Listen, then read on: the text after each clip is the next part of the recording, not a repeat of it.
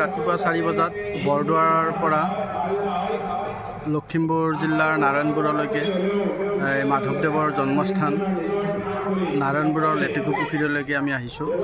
ইয়াতে জন্মস্থান চালোঁ, চাই ভালেই লাগিল আমাৰ সত্ৰখন।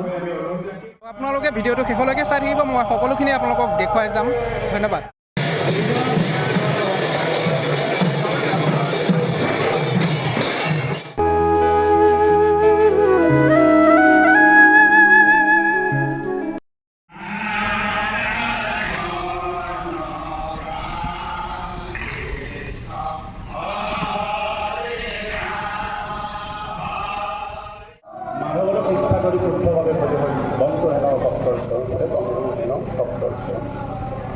আজি আপোনাক চৈতন্যমূৰ্তি সাক্ষাৎ ভাগৱত আপোনাক আমন্ত্ৰণকাৰী কৰি আনি আজিকালি মাধৱদেৱ জন্মস্থানৰ মূল নামঘৰত গুৰু আসনৰ ওচৰতে আপোনাক অৱস্থাপন কৰাই ভগৱন্তৰ আসনৰ ওচৰতে পূৰ্বৰ নিবন্ধৰ গোৱাৰ পৰা